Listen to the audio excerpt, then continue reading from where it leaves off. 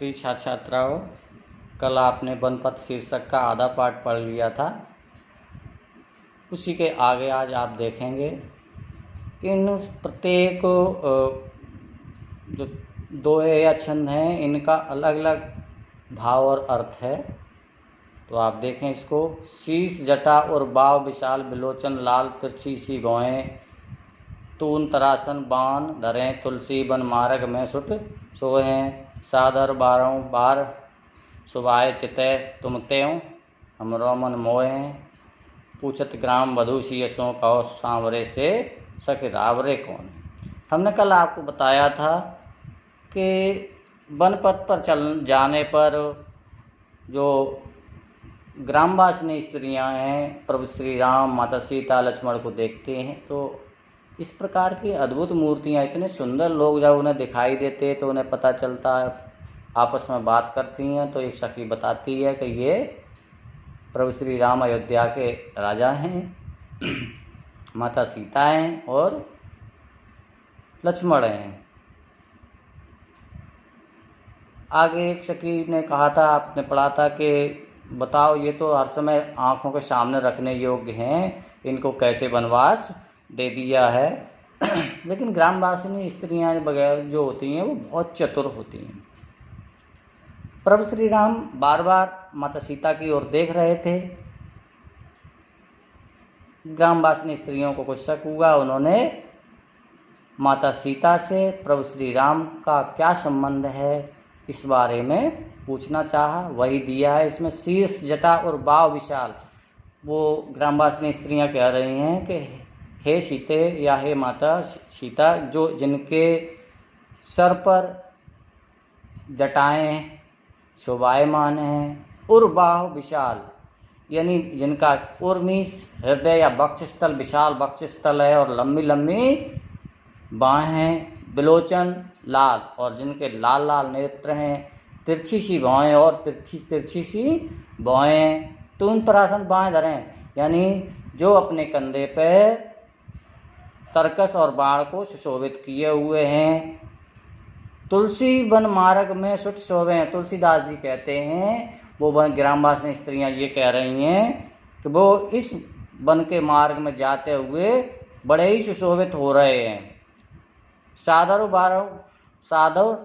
बारह बार सुभाए चितय, यानी बड़े ही आदर सम्मान के साथ बार बार आदर सम्मान के स्वभाव से बार बार तुम त्यों आपकी ओर चिता रहे हैं, आपकी ओर देख रहे हैं। हमरो मन मोह रहे, यानी आपको देखते हुए मेरे मन को प्रसन्न कर रहे हैं या मेरे मन को मोहित कर रहे हैं। पूछत ग्राम वधू सियसों, ग्राम वधुएं हैं वो माता सीता से पूछती हैं, कहो रावरे से, यानी ये सुंदर से, जो जिनका नाम उन्हें नहीं पता है कि कौन है ये, सखी रावरे कौन है, कि आपके कौन हैं, जो सांवरे से हैं श्यामल रूप वाले, आप ये बताइए कि ये रावड़े आपसे आपके कौन हैं। आगे सीता जी भी थोड़ी चतुर थीं। आगे की लाइनें सुनो, अगर पल्ले नहीं पड़े तो आप हमसे पूछ लेना, कहीं पे भी दोबारा कॉल करके भी पूछ सकते हैं। सुन सुंदर बैन सुधारस साने सयानी हैं, जानकी जानी वली, तिरछे कर नैन दसैन तने समझाए कछु मुस्काए चली, तुलसी तेज अवसर सोए सवे अवलोकित लोचन लाह अली, सुंदर तड़ाग में भान उदय विगसी मानो मंजुल कंज कली।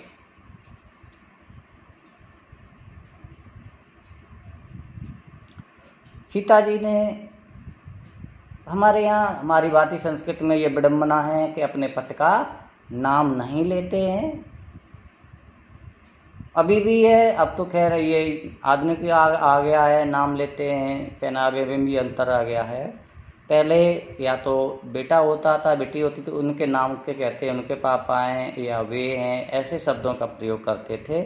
तो सीता जी ने उसी भारतीय संस्कृति को अपनाते हुए सीता जी ने इसका जवाब दिया। कैसे दिया? सुन सुंदर बहन सुधार शाने, यानी ऐसा अमृत के समान मीठे मधुर उन ग्रामवासिनी वधुओं के उस वचनों को, उस प्रश्न को सुनकर जानकी जानी वाली, यानी जो माता सीता थी जान गई कि सयानी हैं ये स्त्रियां बहुत चतुर हैं।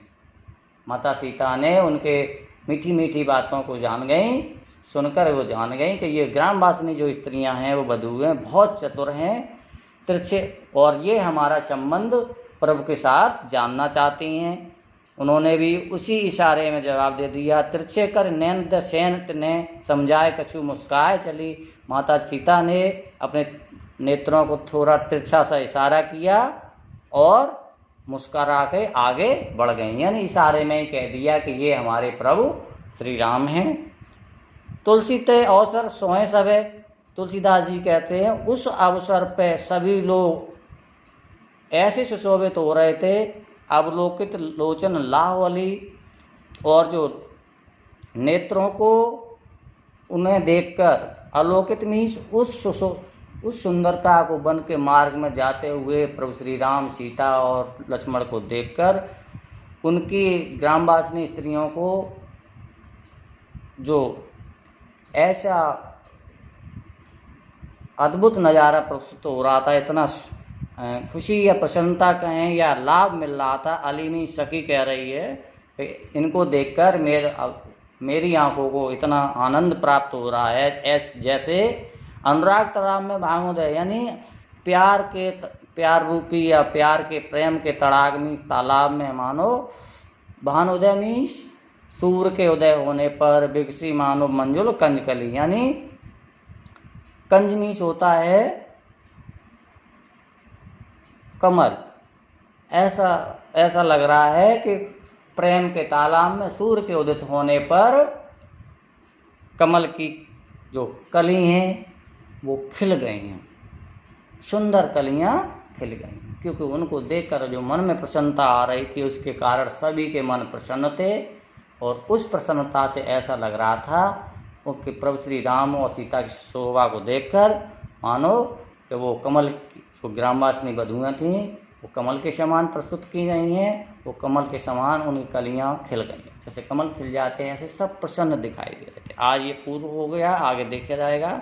और इसके ये लास्ट वाला है ना, लास्ट नहीं, आप इसकी जो अंडरलाइन है रेखा, इसके आपको हमें लिख के देना हो।